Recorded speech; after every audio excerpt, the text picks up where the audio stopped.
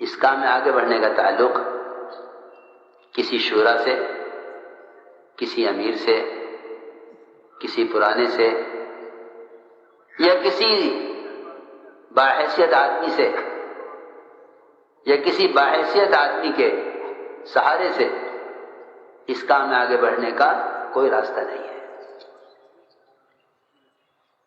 اس کام میں آگے بڑھنے کا تعلق صرف دو چیزوں سے ہے، صرف دو چیزوں سے ہے، اخلاص اور قربانیاں۔ معاملہ ہر ایک کا معاملہ براہ راست اللہ کے ساتھ ہے۔ راتوں کی عبادت سے، صفات اور اخلاص سے اپنے آپ کو اللہ کے یہاں قبول کروا لو تو حدیث میں آتا ہے کہ ایسے لوگوں کے لیے آسمان سے قبولیت کا اعلان ہوتا ہے جو زمین پر اتارا جاتا ہے۔ روایت میں ہے سمیت اور قبول فلاؤ کہ ایسے لوگوں کی قبولیت آسمان سے اتار دی جاتی ہے۔ یہ سیاسی طریقہ ہے کہ زمین سے قبولیت کی کوشش کی جائے۔ یہ سیاسی طریقہ ہے کہ زمین سے قبولیت کی کوشش کی جائے کہ ان کی قبولیت آسمان کی طرف چڑھتی نہیں ہے۔ یہ اہل دنیا کا طریقہ ہے کہ وہ ان کی شہرت کی ابتدا زمین سے ہوتی ہے، آسمان تک چڑھتی نہیں ہے، آسمان کی مخلوق اس سے نفرت کرتی ہے۔ اور یہی وجہ ہے کہ ان کے اپنے ان کے جو ہے مدد کرنے والے اور ان کا ساتھ دینے والے ان کا ساتھ چھوڑ بھی دیتے ہیں۔ ہم سمایا کرتے تھے کہ مال سے جو ہے وزارتیں بنتی بھی ہیں اور ٹوٹتی بھی ہیں، کیونکہ اس میں شہرت ہے، قبولیت نہیں ہے۔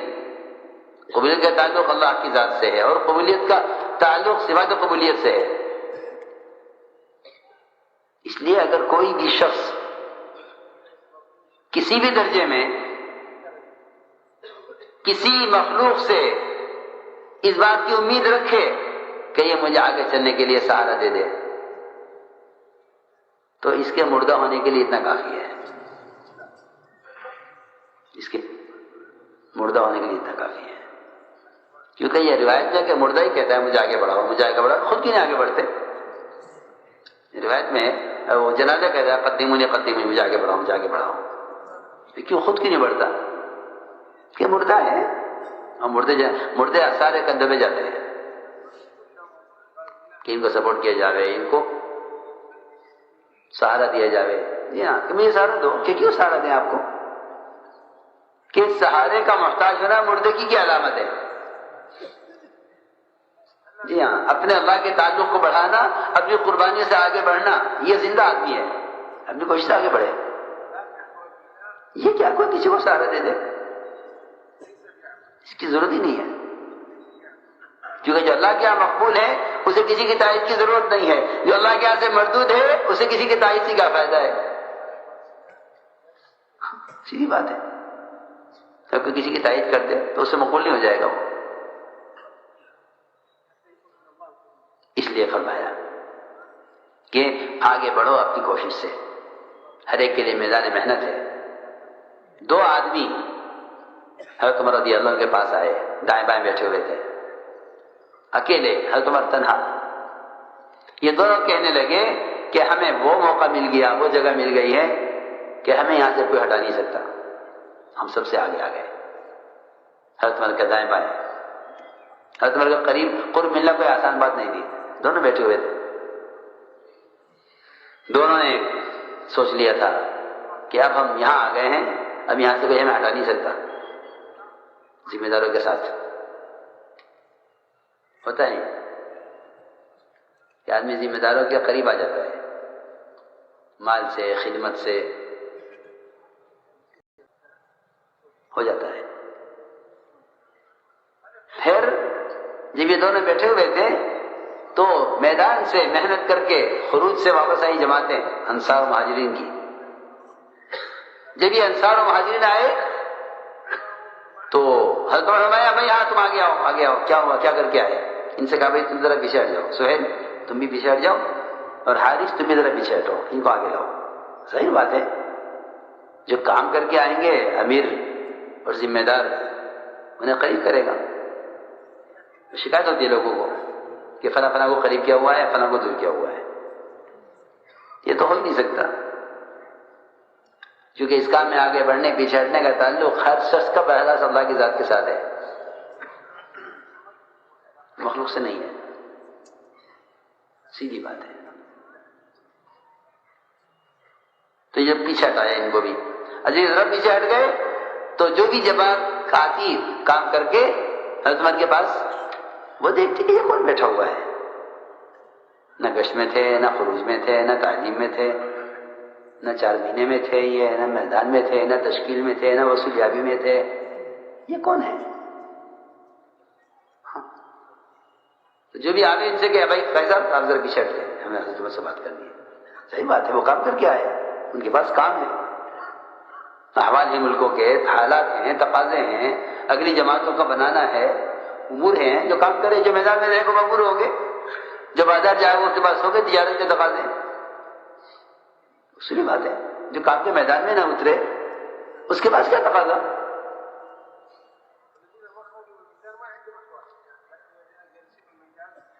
چنانچہ کمرہ بھر گیا انصار مہاجرین سے. ان کو لوگ پیچھے ہٹاتے رہے یہاں تک کہ یہ مجبور ہو گئے کمرے سے باہر نکلنے پر، اور باہر نکل گئے. تو روایت میں باہر نکل کے کہا ہے کہ دوسرے سے دیکھو ہمارے ساتھ کیا ہوا. دوسری جواب جا کے دیکھو امیر پر ذمہ دار، اس کا الزام نہیں ہے، اس کا الزام امیر پر نہیں ہے، اس کا الزام ہمارے اپنے اوپر ہے، اس کا الزام ہمارے اپنے اوپر ہے. عجیب قصہ ہے. پھر جب چلے گئے لوگ، کمرہ خالی ہو گیا، یہ دونوں دوبارہ داخل ہوئے. آ کر کہا مومنین آج ہمارے ساتھ کیا ہوا ہے. حضرت عمر نے فرمایا ان کو بلایا گیا تقاضوں پر، تمہیں بلایا گیا تقاضوں پر. انہوں نے ملکوں میں جا کے تقاضے پورے کیے ہیں، تم نے تقاضے پورے نہیں کیے. میں نے تقاضے پورے کیے، یہ آگے بڑھ گئے، تم نے تقاضے پورے نہیں کیے، تم پیچھے کر دیے گئے. انہوں نے کہا حضرت عمر سے مومنین اس وقت تو یہ بتائیے کہ ہمارے اس جرم کی تلافی کیا ہو، کیا کریں ہم ان کے ساتھ کیسے ہو سکتے ہیں. جو آگے بڑھ گئے حضرت عمر نے فرمایا کہ دنیا میں تمہارے ان کے ساتھ مشکل ہے، دنیا میں تمہارے ان کے ساتھ مشکل ہے، وہ تو ہوگا نہیں. جو آگے بڑھ گیا. ہاں اتنا ہو سکتا ہے، امید کی جا سکتی ہے کہ اگر تم دونوں آج یہ ملک چھوڑ دو، مدینہ چھوڑ دو، اور فلاں ملکوں میں تم دونوں چلے جاؤ اور وہاں موت تک دین کی محنت اور خدمت میں لگے رہو اور اسی ملک میں مر جاؤ، تو میں امید کرتا ہوں شاید تمہارا حشر ان کے ساتھ ہو جائے. ہاں یہ فرمایا کہ تم ہمیشہ کے لیے چلے جاؤ مدینہ چھوڑ کر، فلاں ملک پہ جاؤ، وہاں دین کی خدمت کرو، دین کی تعلیم دو، وہی مر جاؤ. تو میں امید کرتا ہوں کہ شاید تمہارا حشر ان کے ساتھ ہو جائے، لیکن دنیا میں ان کے ساتھ ہو جاؤ یہ نہیں ہو سکتا. وہ آگے بڑھ گئے. یہ جواب دیا. تو اس لیے میرا عزیز دوستو، محنت کا میدان تو ہر ایک کے اپنے لیے ہے. فرمایا لا تکونوا امعۃ، اماع مت بنو. پوچھا گیا اماع کسے کہتے ہیں؟ کہ اماع یہ ہے کہ بھئی تم کرو گے تو ہم بھی کر لیں گے تمہارے ساتھ، اگر تم نہیں کرے تو ہم بھی نہیں کریں گے. ہاں اگر لوگ حق پر ہیں تو ہم بھی حق کے ساتھ ہیں، اور اگر لوگ نہیں ہیں تو پھر ہم بھی نہیں ہیں، ہم بھی نہیں کرتے. اگر آپ نہیں کریں گے تو ہم بھی نہیں کریں گے. اس لیے کام اللہ کے امر کی وجہ سے ہے، اور ہر ایک کے لیے اپنے چلنے کا میدان ہے، ہر ایک کے اپنے چلنے کا میدان ہے. اس لیے اپنے آپ کو اللہ کے یہاں قبول کرواؤ. قبولیت کا تعلق صفات قبولیت سے ہے، جس میں سب سے بنیادی چیز تواضع ہے. کیا ہے؟ تواضع ہے. جی ہاں تواضع ہے. دیکھو میں سچی بات بتاؤں، جہاں یہ بات پیش آ جائے گی، جہاں یہ بات پیدا ہو جائے گی کہ ہم کیا ہیں، وہی مشکلات پیدا ہوں گی. صحابہ کرام کی بڑی صفت یہ تھی کہ وہ اپنے آپ کو گمنامی میں رکھتے تھے، اپنے آپ کو گمنامی میں. جی ہاں اپنے آپ کو گمنامی میں رکھتے تھے.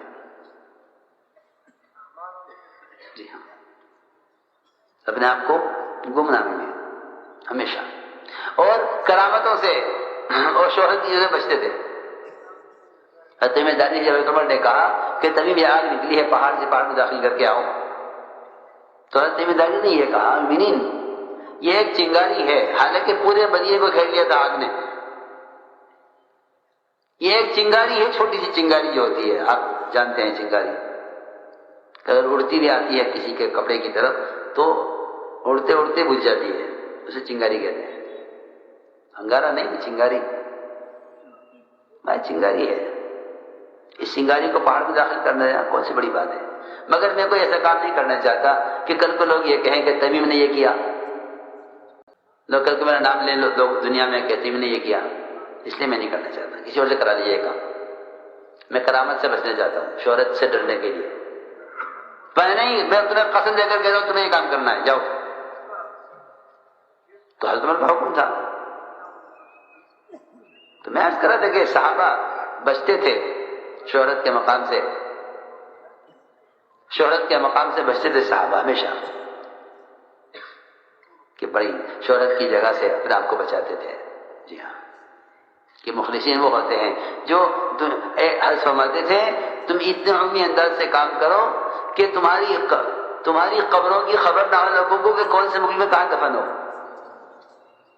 اس لیے کہ یہ بات حق ہے کہ اکثر صحابہ کی قبور کی کسی کو خبر نہیں ہے کہ کہاں ہے. اکثر صحابہ، جی ہاں، جن صحابہ کے خبروں کی خبر بھی ہے یا ابجا کی قبور کی خبر بھی ہے، وہ کوئی یقینی بات نہیں ہے کہ ہاں فلاں صحابی یہی ہیں. بہت سے صحابہ ایسے ہیں جن کا مدفن یقینی نہیں ہے کہ وہ کہاں دفن ہے. ریکنسٹرکشن آف امہ dailymarkers.com.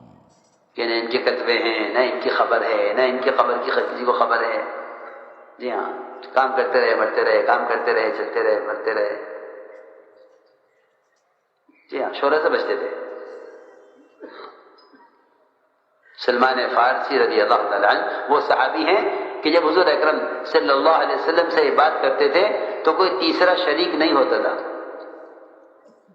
کون؟ سلمان فارسی. خندق کی جنگ سلمان فارسی کی وجہ سے ہوئی ہے. خندق کھودنے کی رائے انہوں نے دی ہے، صرف ان کی رائے پر خندق کھودی گئی. اس درجے کے صحابی ہیں، اس درجے کے صحابی ہیں. اور صحابی ہے وہ جس نے ایک مرتبہ آپ کو دیکھ لیا ایک نظر ایمان کے ساتھ، وہ صحابی ہے. سنو، ان کو بڑے موقع ملے معرکوں میں، جنگوں میں، آپ کو مشورہ دینے میں، آپ کی صحبت میں بڑا وقت گزارا. پھر یہ رہ گئے صحابہ بہت دن سے چلے گئے. تو دو آدمیوں کو خیال ہوا کہ چلو بڑے جلو قدر صحابی ہیں سلمان فارسی، ان کی زیارت کرنے کے لیے چلتے ہیں. تو گئے، تلاش کیا، ان کے علاقے میں گئے، پوچھا کہ سلمان فارسی صحابی کہ ہاں صحابی ہم جانتے ہیں، بچے بچے جاتا ہے. کہاں ان کا گھر؟ کہ ادھر جاؤ ادھر جاؤ، اس طرف ان کا گھر ہے.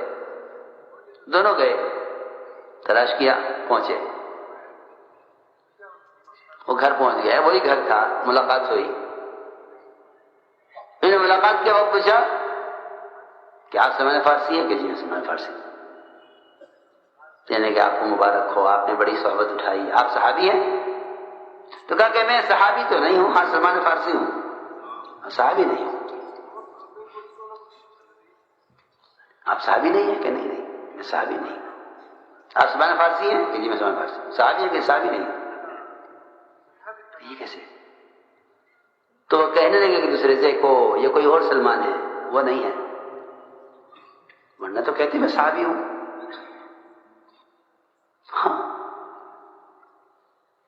جہاں کو کسی کا خلیفہ ہو، کسی کا جانشین ہو تو خود کہے گا میں خلیفہ ہوں. ہاں، اور صحابی کی صحبت ثابت ہے.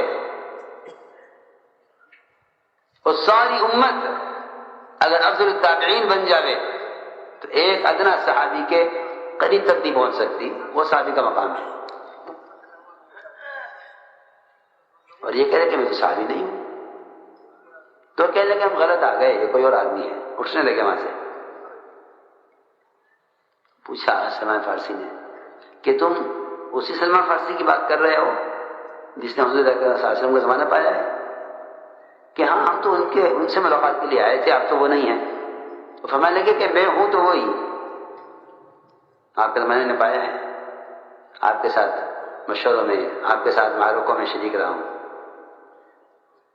پھر آپ صحابی سے کیوں انکار کر رہے ہیں؟ تو فرمایا دیکھو صحابی وہ نہیں جس نے آپ کے ساتھ زندگی گزار لی ہے, بلکہ صحابی تو ہم اس کو سمجھتے ہیں کہ جس کا حشر آپ کے ساتھ ہو جائے, قیامت میں پتہ چلے گا ہم صحابی ہیں یا نہیں.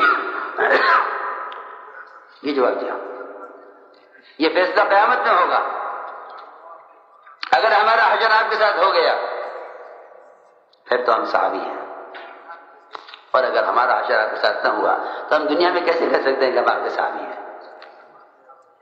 اللہ اکبر. یہ جواب دیا. اس لیے میں نے عرض کیا کہ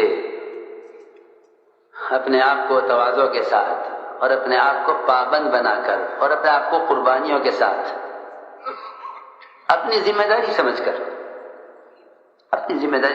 کہ میرے ذمہ ہے, مجھے کرنا ہے, میرا کام ہے. اتنا بڑا یہ مجمع دعوت کی نسبت پر جمع ہوا ہے, کیونکہ جو طلب لے کر آئے اگر ان کی تعلیم اور تربیت نہ کی گئی تو پہلا سوال اس کا پرانے سے ہوگا. ہم سمجھتے تھے کہ جو عملہ تیار ہو گیا ہے وہ عملہ اس لیے تیار نہیں ہوا ہے کہ یہ عملہ کام سے بیٹھے, یہ عملہ اس لیے تیار ہوا ہے کہ نئے آنے والوں کی تعلیم اور تربیت کے لیے پھر حرکت میں آئے. اس لیے کہ خود دین سیکھنے کے لیے کی مدت اور محنت وہ تو بہت محدود ہے, لیکن ساری امت تک دین کو پہنچانے کے تقاضے اور آنے والی جماعتوں کی تعلیم و تربیت اور ان کو لے کر نکلنا یہ موت تک کا مسلسل تقاضا ہے. اس کو میں نے عرض کیا تھا ان تتولوا یستبدل قوما غیرکم, تم نہیں کرو گے تو اللہ تمہیں ہٹا کر دوسروں کو لائیں گے. اس وقت کا سب سے اہم تقاضا یہ ہے کہ یہ جماعتیں, یہ مجمع جو دعوت کی نسبت پر جمع ہوا ہے, اس پورے مجمع کو وصول کرنا اور پرانوں کا اپنی خروج کی ترتیب کو چھوڑ کر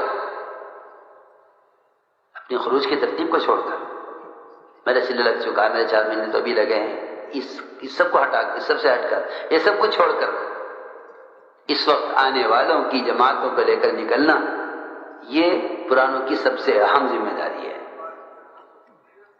حضور اکرم صلی اللہ علیہ وسلم نئے آنے والوں کو پرانوں کے ساتھ تشکیل کرتے تھے. حضرت وائل ابن حجر آئے شہزادے, تو آپ نے ان کی تشکیل کی ہے معاویہ کے ساتھ تاکہ یہ ان کی تعلیم و تربیت اور ان کو اللہ کے راستے میں خود لے کر نکلیں. ان کو ان کے حوالے کیا. اس وقت کا سب سے اہم تقاضا ان آنے والی جماعتوں کو لے کر چلنے کا ہے, ان آنے والی جماعتوں کو لے کر چلنے کا تقاضا ہے. حضور اکرم صلی اللہ علیہ وسلم کے پاس ہر وقت ایک ایسا عملہ مستقل جمع رہتا تھا, آپ کے ساتھ چپٹ کر رہتا تھا. میں تو بہت ضروری بات کر رہا کہ ہمارے پرانوں نے بھی کام کو گزرگاہ بنا لیا,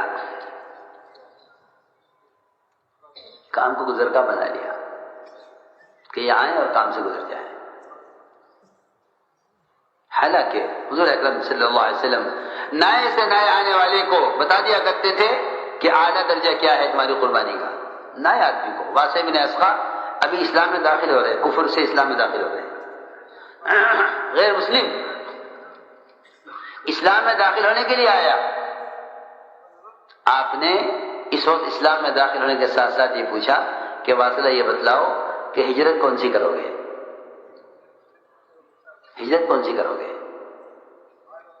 دین یہاں سیکھ کر اپنے علاقے میں جا کر اپنی ذات دین پر چلو گے, جب بلایا جائے جب آ جاؤ گے یہ والی ہجرت کرو گے, یا ہمارے ساتھ رہنے والی ہجرت کرو گے. سنو غور سے, ہمارے صوبے میں رہنے والے ذمہ دار وہ کہتے ہیں ہم ہر وقت تیار ہیں، جب بلاؤ گے آ جائیں گے، جب بلاؤ گے آ جائیں گے۔ فرمایا یہ ادنی ہجرت ہے، یہ ادنی ہجرت ہے۔ کام کرنے والے کہیں ہم تیار ہیں، اپنے صوبے میں ہیں، جب کوئی تقاضا ہو تو بلا لیں، یہ ادنی ہجرت ہے۔ اعلی ہجرت کیا ہے؟ کہ اعلی ہجرت یہ ہے کہ تم مستقل مرکزی مقام پر ذمہ داروں کے ساتھ رہو، مستقل مرکزی مقام پر ذمہ داروں کے ساتھ رہو، یہ اعلی ہجرت ہے۔ اسلام قبول کر اپنے علاقے میں چلے جاؤ، جب بلایا جائے تب آ جاؤ، یہ ادنی ہجرت ہے، یہ ادنی ہجرت ہے۔ حضور اکرم صلی اللہ علیہ وسلم ایک سفر سے واپس ہوئے، عملہ کے ساتھ ذمہ داروں کے ساتھ رہتا تھا، آپ سفر کر کے واپس ہوئے، مدینہ منورہ ابھی فاصلے پر تھا، صحابہ کی بستیاں قریب آنی شروع ہوئیں۔ ایک صحابی آئے، عرض کیا کہ میری بستی قریب ہے، یہاں اجتماع تو ہو چکا ہے، اب تو گھر ہی جا رہے ہیں سب، اب میں مدینے جاؤں آپ کے ساتھ، پھر واپس پلٹ کے اپنی بستی میں یہاں آؤں، یہاں راستہ قریب کا ہے، یہ واپس ہوگی نا جماعت کام کر کے، جماعت کام کر کے واپس ہوگی نا۔ جو بھوپال سے چڑھے وہ کہیں گے بھوپال سے ٹرین گزر رہی، میں یہاں اتر جاؤں، ہاں۔ جو اور اسٹیشن آنے کے درمیان میں وہ کہیں گے جی وہ ڈیوٹی جوائن کرنی ہے، اگر اجازت ہو تو میں یہاں سے اتر جاؤں، ہاں۔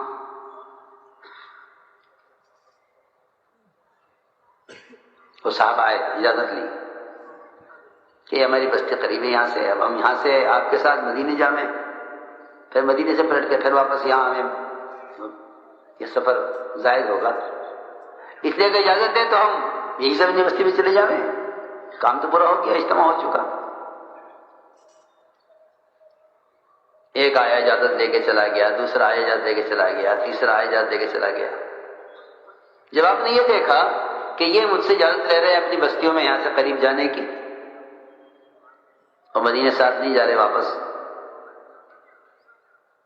تو آپ نے فرمایا کہ اس درخت کی جس سمت میں میرا قیام ہے تم لوگوں کو اس کی دوسری سمت زیادہ پسند ہے، حالانکہ ایک درخت کا تنا کتنا ہوتا ہے؟ ایک درخت کا تنا کتنا ہوتا ہے؟ 2 فیٹ، 4 فیٹ، 6 فیٹ،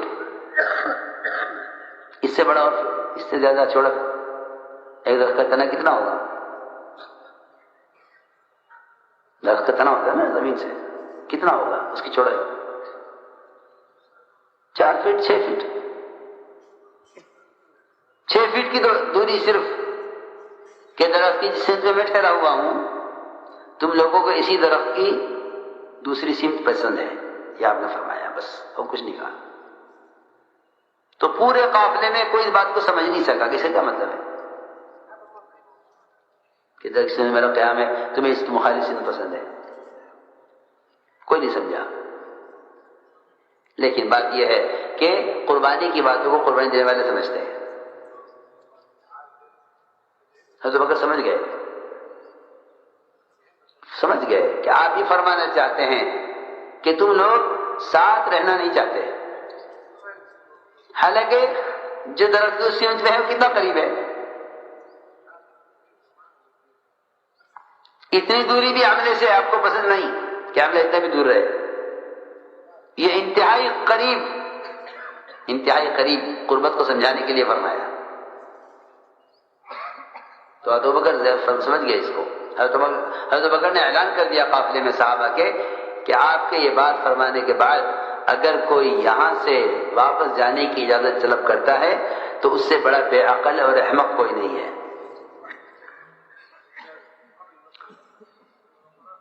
یہ میں نے عرض کیا کہ ہمارے اجتماعات یہ کہ جی آندھرا کا اجتماع ہے، یہ ایم پی کا اجتماع ہے، یا یو پی کا اجتماع ہے، نہیں، ہم نے کہا آندھرا کا اجتماع سمجھتے ہیں، نہ یو پی کا اجتماع سمجھتے ہیں، نہ ایم پی کا اجتماع سمجھتے ہیں، بالکل نہیں۔ اب تو ہمارا ہر اجتماع سارے عالم کے تقاضوں کو سامنے رکھ کر ہر اجتماع سارے عالم کے تقاضوں کو سامنے رکھا ہے. ہمارا کسی ملک میں جمع ہونا بے اعتبار عالم کے ہے، بے اعتبار علاقے کے نہیں ہے. وہاں صاحب فرماتے تھے کہ اگر اس امت نے کام علاقائی سطح پر کیا، اگر اس امت محمدیہ نے کام علاقائی سطح پر کیا، تو یہ امت وہ مدد نہیں دیکھ سکے گی جو مدد محمد صلی اللہ علیہ وسلم کے ساتھ ہوئی ہے. کیونکہ اس امت کے اس کام کو کرنے کے لیے اسی نیت کی اور اسی سطح کی اور اسی وسعت کی ضرورت ہے جو میدان محنت محمد صلی اللہ علیہ وسلم کا ہے. کیونکہ علاقے کے اعتبار سے محنت کریں تو یہ انبیاء کی محنت ہے، قوم کے اعتبار سے محنت کریں تو یہ انبیاء کی محنت کا میدان محنت ہے. اپنے خاندان، قبیلے اور اپنے جو ہے برادری کی بنیاد پر محنت کریں تو یہ انبیاء کا میدان محنت ہے. یہ سید الانبیاء کا میدان محنت نہیں ہے. سید الانبیاء کا میدان محنت یہ ہے کہ ہم دنیا کے کسی کونے میں جمع ہوں، ہم سارے عالم کو سامنے رکھ کر اجتماع کریں، سارے عالم کو سامنے رکھ کر اجتماع کریں. یہ سید الانبیاء کی امت کا کام یہ ہے، یہ سید الانبیاء کی امت کا کام ہے. اس لیے آپ سے دو درخواستیں ہیں. ایک، سب سے پہلی بات یہ ہے کہ اس یہ جو مجمع ہے آ گیا، تمہارے دربار پر آ گیا ہے. ان میں سے اگر ایک جماعت بھی ایسی نکل گئی جس جماعت میں کوئی ان کو صحیح تعلیم دینے والا، صحیح قرآن پڑھانے والا، ان کو کام سکھانے والا، ان کو موٹے موٹے مسائل بتانے والا اگر ان کی جماعت میں نہیں ہے، ان کے وقت، ان کے مال، ان کی جان، اس سب کا حساب اللہ براہ راست ہم سے لیں گے. ان کے وقت کے ضائع ہونے کا سوال ہم سے ہوگا. آپ سوچئے، آپ کسی اسکول کے ماسٹر ہوں، جس کا بچہ فیس جمع کر کے آپ یہاں پڑھنے کے لیے آ رہا ہے، آپ کو اس بات کا فکر ہے کہ اگر